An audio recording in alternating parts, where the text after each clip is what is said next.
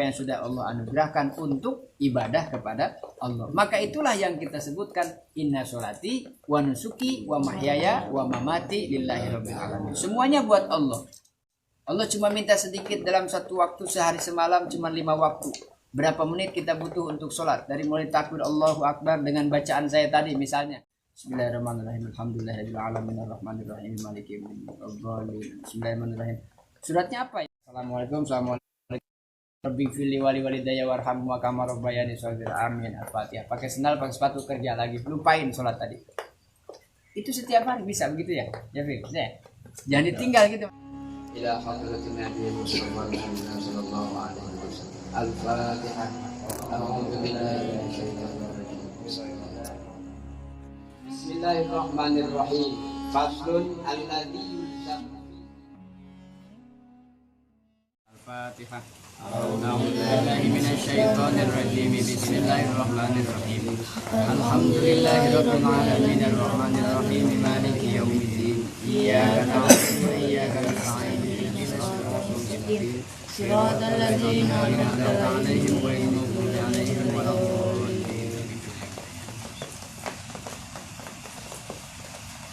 Kemarin tuh fadilah puasa sudah kita selesaikan tuh 2 bab. Bismillahirrahmanirrahim. Syarful qaimina bil laili wa fadlihim. Ramadan yakhtassu, siangnya dikhususkan oleh Allah untuk puasa. Kemudian malamnya dikhususkan untuk qiyamul lail. Syarful qaimina bil laili wa fadlihim. Apa di antara keutamaan orang-orang yang qaimin, orang-orang yang mendirikan ibadah di malam hari khususnya di bulan Ramadan? Bisa dengan kita melaksanakan tarawih, sudah pasti rutinitas, mau di rumah atau mau di masjid berjamaah. Dalam situasi sekarang kan sementara tidak seperti tahun lalu, ramai meriah gitu, datangnya banyakan. Nah kemudian bisa dengan tadarus Al-Quran. Aca udah bisa baca Quran, baca. Nggak sampai hatam, sedapatnya, jangan dipaksain. Bapak-bapak yang biasa baca Quran bisanya cuma 1 halaman gitu. Kayak karena belum lancar jadi terbata-bata, keburu pegel, udah keringetan, udah baru sehalaman, udah sedekah. Tapi setiap hari, nah itu maksudnya. Semalam itu ada baca Qurannya walaupun 1 kebet, 1 halaman atau 1 kaca nih, 1 halaman ini. Dia jangan, kalau bisa ditarget sehari 1 juz, 30 hari kan 30 juz, hatam Quran. Itu biasa di pondok balap-balapan tuh sama teman-teman. Ya mulainya bareng tapi ujungnya beda-beda karena ada yang rajin, ada yang malas gitu. Bahkan kalau perempuan halangan. Nah di antara qiyamul lail itu bisa dengan pengajian, kita baca buku, kita ngaji kitab, atau kita datang ke majelis kalau misalnya situasi kondusif. Kemudian juga bisa dengan baca Quran. Yang penting tidak melakukan hal yang bermaksiat gitu. Ya maksiat itu banyak lah, ada ucapan, ada pendengaran, ada penglihatan, ada apa saja kelakuan atau perbuatan. Yang minimal di rumah istirahat, kalaupun ternyata tidak bisa berbuat yang lebih baik daripada ibadah, maka tidur ya pilihan yang terbaik. Agar nanti pas sahur bangun, nah mungkin dari bangun sahur itu juga menjelang sahur bisa kita laksanakan sholat walaupun 2 rakaat. Itu baik. Di antara kemuliaan yang Allah siapkan bagi umat ini di dalam hal qiyamul lail adalah dalika sawabul kabir. Ada yang begitu besar, pahala yang banyak di sisi Allah, alladzi a'addahu lil qaimina al mutahajjidina bil lail. Ini lebih rinci. Jadi salat sunnah yang paling baik itu yang mana? Kan nih yang kita tahu. Ada salat sunnah yang mengikuti salat wajib, namanya salat sunnah rawatib. Qobliyah, ada ba'diyah. Ada salat sunnah masuk masjid, namanya tahiyatul masjid. Nah jadi Bapak nih kalau Jumatan, nanti kalau sudah normal, Jumatan datang ke masjid, biasanya orang sholat, itu sholat apa? Itu tahiyatul masjid. Dalam rangka menghormati masjid, berapa rakaat? 2. Tusolli sunatan tahiyatul masjid rakaataini. Setelah itu apa lagi? Nanti ada qobliyah Jumat. Setelah itu ada lagi ba'diyah Jumat. Nah kan setelahnya, setelah Jumat. Tapi itu dilakukan ketika belum masuk adzan Jumat. Belum masuk waktu Jumat. Tapi kalau sudah imam Bilal sudah adzan masuk Jumat, Ilahi ya Rabbi anta maulana, subhanallah, walhamdulillah, Allahu akbar, Jumat masuk nih. Baru datang kita. Pas datang sholatnya tahiyat masjid, dia nggak keburu. Sudah habis waktunya. Karena apa? Sudah masuk waktu Jumat. Sholat Jumatnya wajib, sunnah tahiyatnya sunnah. Jadi jangan sampai yang sunnah didahulukan, yang wajib diabaikan. Atau malah lebih parah, sudah imam khotib naik, kita baru datang sholat sunnah, misalnya, ya nggak usah. Langsung datang duduk aja. Ini sering-sering salah paham ya. Saya ngerti salah. Ya. Menganggap apa? Karena taunya orang datang masjid sholat sunnah dulu Padahal status sholat sunnah tahiyatul masjid atau sholat sunnah qobliyah statusnya sunnah. Sementara khutbah adalah rukun dalam Jumat. Coba, yang pokok digeser sama yang tidak pokok ini nggak boleh. Jadi kalau imam sudah khutbah langsung masuk duduk. Kan kebiasaan orang datang berdiri dulu nunggu yang adzan kan? Nah itu tidak perlu melakukan hal yang memang tidak disyariatkan. Datang kalau lagi adzan langsung duduk saja. Karena syarat daripada sholat sunnah tahiyat masjid itu adalah selagi dia belum duduk. Asal jangan duduk. Kan biasa ada yang salaman dulu nih. Kalau kondisi normal kan salaman gitu, yang kenal-kenal mah gitu. Nah itu asal jangan duduk, tahiyat masjid masih sah. Tapi kalau udah duduk kemudian berdiri lagi, ya nggak sah tahiyat masjid. Nanti masuknya sholat sunnah qobliyah Jumat. Pokoknya kalau sudah imam datang atau khotib sudah naik mimbar atau sudah azan, tidak ada lagi sholat sunnah. Langsung datang duduk sudah. Itu mulai dipraktekkan. Itu bisa dipertanggungjawabkan. Artinya ada orang berlaku amal perbuatan ibadah kadang-kadang hanya karena ikut orang, karena ketidaktahuan atau karena ikut-ikutan karena udah biasa. Nah kebiasaan yang kita tidak tahu dasarnya ini, diperlukannya pengetahuan ngaji itu jadi paham. Oh iya, bukan melarang tetapi oh ternyata saya nggak tepat sholat di saat itu. Nah itu yang disebutkan banyak orang yang beribadah kemudian tidak mendapatkan apa-apa kecuali lelah. Banyak orang puasa tetapi tidak mendapatkan pahala, hanya lapar dan haus. Karena apa? Bisa jadi kita mengerjakan suatu ibadah tanpa dengan pengetahuan yang benar. Anak-anak kita bantuin kita nyuci motor, anak cewek bantuin ibunya nyuci piring, bukan makin bersih, harusnya dibilas dikasih sabun lagi tuh sama bocah. Marah ibunya. Kan bukan berarti jelek nih anak-anak ini. Bagus dia mau bantuin mamahnya, bantuin bundanya. Tapi ternyata salah caranya. Kenapa? Belum ngerti. Ya nggak boleh disalahin, tapi diarahin. Begini nah, kalau udah dibilas berarti udah bersih gitu. Begitu dalam sholat Jumat. Nah ini sholat sunnah lail mutahajjidin adalah orang-orang yang tahajud di waktu malam. Wa ma khassa bihi hadhil ibadatil karimah.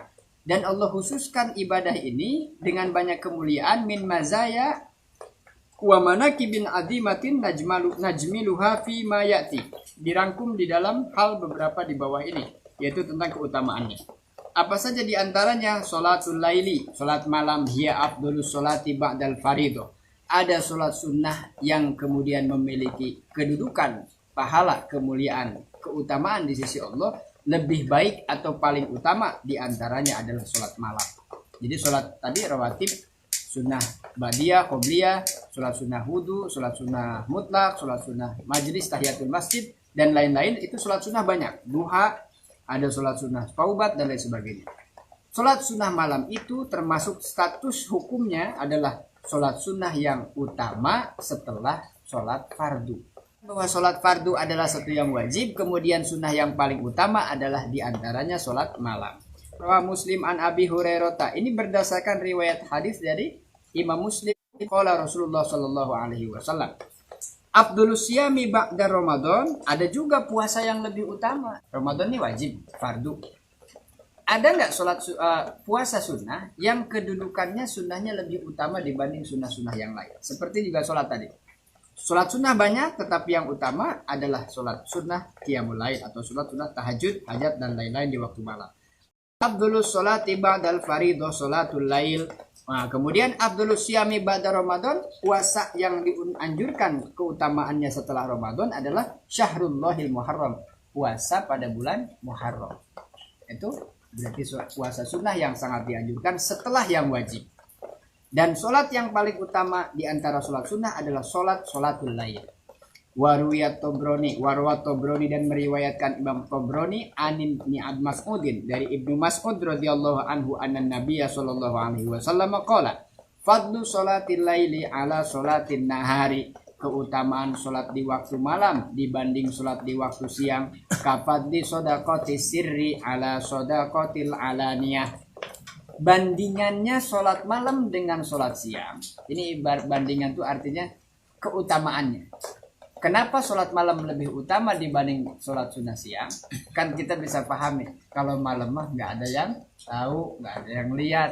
Di rumah, di kamar sendiri. Kasap, Bang Ferry saya mau tahajud dulu ya gitu. Saya Bang Ferry nge-share di grup.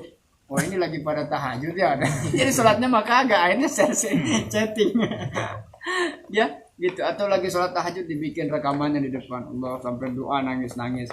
Jangan lupa sholat malam gitu kok. Ini nggak perlu yang ini. Ini saya sudah sampaikan kemarin. Yang kebaikan-kebaikan itu sudah dicatat oleh Allah. Jangan dipublikasikan karena apa? Tidak ada tujuan lain kecuali mungkin ada unsur riya tadi. Nah kok ngaji dipublikasi? Ini dalam rangka syiar. Lain, makanya yang wajib harus dipublikasi. Kenapa Jumat harus diadzan kumandangkan 2 kali besar-besar? Kenapa juga sedekah fitrah, zakat fitrah harus datang ke masjid, dicatat namanya, daftar di DKM ada, nama siapa, bin siapa, ayo bismillahirrahmanirrahim, nawaitu. Kenapa harus ditampakkan? Bukankah ibadah itu harus rahasia? Biar Allah yang catat. Ada yang harus ditampakkan, ada yang harus rahasia. Nah maka ibarat bandingan tadi, sholat malam itu di saat orang lain tertidur lelap, malaikat Allah pastikan turun ke bumi setiap malam, apalagi di malam Ramadan. Kemarin saya baca di dalam kitab Duratun Nasihin, ada hadis menyampaikan bahwa setiap malam itu malaikat membangunkan orang yang berpuasa. Kum, bangunlah engkau, sesungguhnya Allah berikan keluasan di malam ini. Siapa yang datang kepada Allah malam ini dalam membawa ampunan atau minta taubat, Allah ampuni. Siapa yang meminta keberkahan, Allah berkahi. Siapa yang meminta rahmat, Allah rahmati. Siapa yang berdosa, Allah ampuni, hapus dosa yang terdahulu. Itu setiap malam. Untungnya malaikat nggak kayak kita kalau ngebangunin itu. Kebayang kalau malaikat datang ngebangunin, teriak lari kita. Kayak apa, Bang? Udah gitu ada suara doang kan? Malaikat bangun, bangun, bangun. Takutnya salah, disangkanya malaikat Jibril, padahal Israel kan repot juga nanti. Disangkanya mau dicabut ruhnya kan? Kalau Israel. Apalagi kalau sudah dibangunkan disangka malaikat pun karena kita. Waduh, saya udah mati ini. Mau ditanyain man rabbuka. Nah, kemudian di dalam sholat malam itu ada apa sampai bandingannya seperti umpama orang yang sedekah yang secara terang-terangan dan rahasia. Di zaman Rasulullah para sahabat termotivasi banget. Kalau Rasulullah bilang, bersedekahlah, Allah tambahkan rezekimu. Belanjakanlah hartamu dan infakkanlah kepada yang berhak. Siapa yang berhak? Suami istri nih. Kita keluar rumah tangga yang rumah tangga. Yang pertama kali prioritas gitu ya. Jadi sedekah banyak bagusnya ke siapa Pak? Ini kan ada, ini ada yang butuh, ini yang butuh. Kita punya istri, kalau suami punya istri, maka sedekah yang wajib yang pertama kita lakukan adalah nafkah lahir. Ini wajib nih, prioritas. Jangan ada pengumuman minta sumbangan, dari mana tahu, jauh banget. Kita usahain habis-habisan, gila dan istri minta beras di rumah, bilang kagak ada. Ini nggak boleh, nggak imbang dong. Ya kan? Prioritasnya salah berarti. Nah ini istri, anak, punya anak, anaknya. Nah sekarang anak, Pak Ustadz saya belum nikah, masih bujangan. Saya sedekah ke siapa belum istri? Orang tua. Orang masuk birrul walidain ini. Ada anak yang niat bekerja, habiskan semua uang kepada orang tuanya dan orang tuanya senang. Bukan ngeganti kasih sayang dan gak bakal kehitung. Berapa tetes air susu yang pernah kita hisap, berapa tenaga keringat yang pernah kita habiskan untuk ngurus kecil sampai gede. Maka itulah setiap orang tua punya harapan. Kata Sayyidina Ali, seandainya Allah tidak memberikan harapan kepada manusia, harapan itu anugerah. Seandainya tidak ada harapan kepada manusia, maka tidak ada orang tua, seorang ibu yang mau ngurus anaknya dari bayi. Semua yang kita nih sekarang udah pada dewasa begini, yang sekarang soleh, yang tidak soleh, yang taat, yang nggak taat, yang malah jadi kriminal, jadi orang jahat, orang yang zalim segala macam itu. Waktu bayinya sama kan, ditimang sama ibunya, ditimang-timang, dicium-cium, diraja-raja, pangganteng sealam dunia gitu. Udah nggak ada lagi yang gagah, si raja, si ratu, si cantik, si ganteng. Udah itu nggak tahu gedenya ternyata jadi bandit misalnya, jadi orang jahat yang zalim. Itu harapan. Kenapa? Harapan supaya dia dewasa nanti menjadi anak yang soleh. Ditulislah kita tuh di pasu apa namanya akikah itu. Semoga menjadi anak yang soleh, solehah, berbakti kepada orang tuanya, berbakti kepada negara, agama, dan bangsa. Itu harapan kan? Pasti nggak jadi anak soleh? Kan nggak ada yang bisa memastikan. Harapan. Nah, sehingga gini, harapan tuh harus disesuaikan dengan usahanya. Kalau mau punya anak yang soleh, ya minimal ayahnya, kitanya belajar soleh. Nah, Cik, buat apa sih? Ini sarung buat apa? Ini sajadah buat apa? Nanya, ikutin dia lama-lama. Nggak ngerti bacaannya, di belakang dia Allah. Ya, kita lagi sujud naik-naik ke punggung kita. Kita lagi tahiyat duduk di depan kita.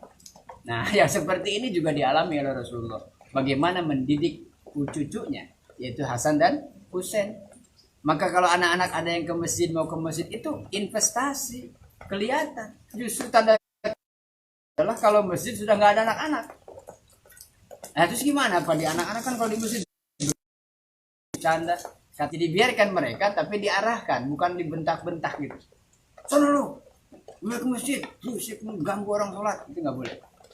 Mereka ini yang cikalnya nanti gantiin kita kan. Nah sekarang yang imam saya, besok Eca, besok yang sekarang Bang Ferry, Bang Ferry terus besok ganti lagi siapa yang anak itu. Mereka diarahkan saja. Rasulullah bagaimana? Kurang Rasul, kurang imannya, kurang luar biasa, jauh daripada ketidaksempurnaan. Sangat sempurna, manusia paling baik diabadikan. Laqad kana lakum fihi uswatun hasanah. Lagi sholat, saya cerita kemarin. Lagi sholat Rasul harusnya baca surat panjang, tiba-tiba baca surat pendek. Kenapa? Karena dengar ada bocah nangis, manggil-manggil mamahnya lagi berjamaah. Ya Rasul, kenapa bacanya kok jadi surat pendek? Saya khawatir ibunya nggak khusyuk gara-gara dipanggil-panggil anaknya. Mama nangis. Akhirnya sholatnya nggak khusyuk. Nah nggak boleh berarti itu. Yang kedua, Rasulullah sholat di rumah. Sayyidina Hasan dan Husain ketika masih kecil kan naik itu ke punggung Rasul. Apa yang terjadi? Apa Rasul? Sana, lagi sholat abah nih. Enggak. Sana. Tutup kunci pintunya. Enggak. Dibiarin. Ini kan mencontoh beliau itu artinya tidak hanya dalam ayo kita sunnah, ayo kita ikut Rasul. Perilaku keseharian. Rasul kan punya 3 sumber hukum. Ada ucapannya, ada perbuatannya, ada ketetapannya. Ucapannya apa? Rasul mengatakan begini, ikutin sama sahabat. Rasul melakukan sesuatu, ikutin sama sahabat. Rasul diam, ngelarang enggak, nyuruh enggak. Sahabat bilang, oh berarti boleh. Kita kan bisa bayangkan, kita lagi ngaji begini. Ya Rasul, bagaimana hukumnya kalau ngaji sambil makan gorengan? Nah ini kalau Rasul ada gimana kira-kira? Rasul jawabnya apa kira-kira? Jangan gitu. Atau ya nggak apa-apa. Kira-kira apa ya Rasul kalau tahu kita kalau ngaji sambil makan makanan nih, sambil ngopi gitu. Nah kira-kira apa jawaban? Ada suatu ketika Rasulullah di satu tempat mampir, sahabat berburu, kemudian mendapatkanlah satu binatang. Satu binatang ini namanya dob. Dob itu sejenis biawak. Bukan biawak, tapi sejenis. Kan yang mirip-mirip banyak ya. Nah, jangan karena dalil hadis ini jadi boleh makan biawak. Bukan. Ini mirip-mirip dob, sejenis binatang. Sahabat berburu dapat binatang ini, dibakar. Karena di padang pasir di tengah nggak ada bumbu kayak sekarang kita. Udahlah asal matang, halal gitu kan, dimakan. Pas lagi mau makan begitu, Rasul lewat di situ. Rasul lihat, ya Rasul makanlah katanya gitu. Nah Rasul jawab enggak, cuman bilang ya udah, atau bilang jangan, enggak. Bilang ayo makan, enggak. Rasul cuma bilang saya nggak pernah lihat binatang kayak gini di kampung saya. Itu jadi artinya kan khilafiyah. Nah, orang menganggap bahwa apakah ini biawak, sehingga dalam fikih ada yang membolehkan, ada yang tidak. Mana kategori yang boleh, mana yang tidak. Makanan apa? Itu diatur semua supaya apa? Supaya nggak terjadi konon gara-gara lalai. Apa itu lalai itu? Kelelawar di Wuhan, dicocol pakai sambal, tiba-tiba jadi virus, bahayanya semua orang. Masa iya nggak ada makanan yang enak di sana selain kelelawar gitu? Di kita ada kambing, ada sapi, ada kerbau, apalagi kikilnya enak tuh, di sop bisa, dibakar guling bisa, ayam udah dibakar, digoreng Kentucky, dibakar, disambal pecak, disambal geprek, diapain aja. Ayam masih banyak, ngapain cari-cari apa itu namanya kelelawar? Ngapain cari-cari bayawak? Ya, kalau ikan masih banyak di lautan kok, ikan di kali banyak mancing. Ya mancing ikan, jangan mancing yang lain-lain. Ya, nggak boleh mancing masalah apalagi. Ya. Nah itu tuh. Balik lagi ke keutamaan sholat malam.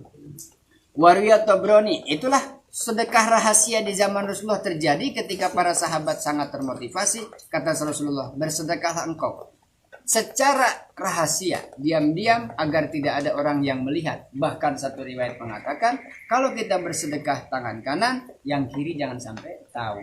Ini artinya simbol. Siloka orang Sunda bilang, supaya artinya jangan sampai sendiri aja nih, jangan sampai mengumpat-ngumpat membicarakan sedekah kita. Tangan kanan sedekah, kiri ngumpet, jangan sampai tahu.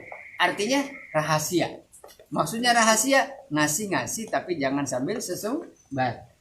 Ini kalau bukan saya yang nyumbang ini, oh nggak bakal jadi. Saya ini, oh itu namanya apa? Kan sesumbar namanya. Saya ngasih segini tiap hari, ngasih ceritain ke siapa-siapa. Itu nggak perlu. Bahkan sahabat mempraktekannya dengan berbagai cara. Ada satu sahabat yang bersedekahnya cuman ke orang yang tidak bisa lihat. Tahu rumah orang ini, tahu. Ini orang nggak bisa lihat nih. Kalau datang ke masjid dia pakai tongkat gini, nggak kelihatan jalan kan? Orang buta intinya gitu. Didatengin rumahnya, setiap hari dia taruh makanan di depan rumah dia. Ada lagi orang yang sahabat tuh bersedekah cuma ke orang betul-betul tidak mampu secara ekonomi. Kan ada istilah fakir dan miskin dalam Islam itu. Kemana orang fakir ini rumahnya pulangnya diikutin sama dia. Oh ternyata di sini. Benar-benar dia fakir itu. Baju tuh salinnya lesot mandi aja. Kalau mandi salin, kalau enggak ada udah. Satu doang itu. Pagi cuci, sore pakai lagi, cuci, sore pakai lagi. Diikutin dan dia bekerja mencari kayu. Jalannya diikutin lewat mana? Sama dia. Oh dia jalan sini. Jalan itu disimpanlah makanan sama dia, digantung. Supaya orang ini lihat dan dimakan sama dia. Jadi malam gantungin atau subuh-subuh gelap digantungin, pulang dia. Pagi-pagi udah nggak ada. Nah itu rahasia. Nah kalau sekarang gimana Pak Ustadz? Ya contohnya misalnya ngasih kotak amal, ada keliling kotak di masjid atau di sini ada kotak di situ. Sih masukin selesai. Kanan di mana ya? Kotaknya mana Din? Kotak. Mana pengucap berapa nih ya? Dilihatin lembaran-lembarannya. Ya tahu dimasukinnya 2.000-nya misalnya. Nah ini yang gini, udahlah masukin aja selesai sudah, lupain. Itu ukurannya ada kan? Jangan kita ngasih sedekah ke orang, tetapi sambil mengumpat. Ongko ngasih, ongko ngomongin gitu. Kalau mau ngasih Pak maaf ya lain kali. Itu lebih bagus dibanding nih minta mulu sehat begitu kaki tangan lengkap kerja sono. Ongko ngasih, ongko. Warwa Tabrani an Samrah radhiyallahu anhu qala amarna Rasulullah sallallahu alaihi wasallam sambil nggak apa-apa sambil ngopi. Sesungguhnya Rasulullah sallallahu alaihi wasallam memerintahkan kepada kami an nusalliya minal laili ma qalla au katsur wa naj'ala akhiru dzalika witran. Nih yang Bapak tanya tadi. Jadi sholat sunnah lah kalian di waktu malam, mau sedikit mau banyak, yang paling penting itu istiqomahnya. Jadi Bang, amal baik itu bukan banyaknya, rutinnya. Saya jarang sholat malam tahajud juga, tapi sholat 5 waktu iya nggak pernah ditinggal, itu cukup. Sekali-kali ada waktu ya silakan diniatin gitu mendapatkan pahala. Jangan sampai gini udah masuk enggak yang wajib enggak juga, itu repot. Nah ini diatur sama kita waktu yang baik. Wa naj'al akhiru dzalika witron, dan tutup sholat malam itu dengan ini hadisnya menceritakan tentang bahwa witir adalah penutup sholat sunnah di waktu malam. Jangan siang gitu ya. Kadang kita keliru atau enggak tahu pelaksanaannya. Sholat sunnah ada yang duha siang, kemudian malam tahajud terus berapa rakaat, caranya gimana, baca gimana. Jangan ragu-ragu, kalau belum tahu bacaannya ditulis. Belum bisa Arabnya Latin, tapi yang benar nulisnya biar nggak sementara belum bisa baca. Jangan Latin terus, nanti gitu terus nggak tergantungan. Ditempel di kamar kita di depan tuh, yang atasnya di sini ada gambar Real Madrid, sebelah sini MU, di sini ada Bob Marley, di sininya ada surat ayat kursi, sebelah sininya doa tahajud. Nggak apa-apa. Ini sedang poster-poster apa ada di kamar, di dalam baca doa nggak ada doanya mana di tembok. Nggak hafal nih, tulis, nggak apa-apa ditulis. Itu udah mereka belajar. Maka yang baru masuk Islam itu belajar baca Fatihahnya gimana, sholatnya gimana? Orang belum hafal Fatihahnya, ditulis di kertas, tempel di situ sambil takbir Allahu Akbar, baca dia terbata-bata. Bismillahirrahmanirrahim. Saya baca sholat. Allahu Akbar, dia tulisan, ya, bukan lihat gorengan, dia tulisan. Wa fi sahihaini an Aisyah radhiyallahu anha qalat innallaha ta'ala kana yaqumu minal laili. Sesungguhnya Rasulullah itu bangun setiap malam hatta tatafattar qadamah, sampai kakinya terlihat memar, bengkak-bengkak, ay tatashaqqaq, pecah-pecah, wa tatawarram. Faqultu lahu lima tasna hadza qad ghufira laka ma taqaddama min dzambika wa ma ta'akhkhar. Ini buat pengingat, diulang saya hadis ini, bahwa suatu ketika Siti Aisyah ini kan istrinya, ya, istri Rasulullah itu setiap malam tahu bagaimana Rasulullah ibadah. Suatu malam Rasulullah terlihat sholat dari mulai setelah Isya sampai pagi nggak selesai. Ditanyalah sama istrinya, ya Rasulullah, lima tasna hadza, kenapa kau lakukan ini semua? Qad ghufira laka, sesungguhnya Allah telah mengampunimu. Jawabannya, qala afala uhibba an akuna abdan syakuro. Itu mesti kayak gitu. Allah sudah kasih kenikmatan kepada kita, keluasan rezeki. Di saat yang lain sibuk dengan penyakitnya, saat yang lain sibuk dengan angkat senjata, keluar kedengaran bom, baru Allahu Akbar ada teror datang nembakin bebas semau-maunya. Nah, kita aman banget begini, bersyukur. Nah, cara bersyukurnya itu adalah apa yang sudah Allah anugerahkan untuk ibadah kepada Allah. Maka itulah yang kita sebutkan inna sholati wa nusuki wa mahyaya wa mamati lillahi rabbil alamin. Semuanya buat Allah. Allah cuma minta sedikit dalam satu waktu sehari semalam, cuma 5 waktu. Berapa menit kita butuh untuk sholat? Dari mulai takbir Allahu Akbar dengan bacaan saya tadi misalnya. Lama-lama pegel Pak Ustaz saya tanya. Kalau nggak nafas satu nafas petir. Bismillahirrahmanirrahim. Alhamdulillahirabbil alamin arrahmanirrahim maliki yaumiddin. Bismillahirrahmanirrahim. Suratnya apa yang panjang, Pak? Kita senang mana ya? Yang ya wal asri. Cerita assalamualaikum, Rabbi fili wali walidayya warhamhuma kama rabbayani shaghira. Amin. Al-Fatihah. Pakai sendal, pakai sepatu, kerja lagi. Lupain sholat tadi. Itu setiap hari bisa begitu ya? Ya, Fir. Jangan ditinggal gitu, Mas.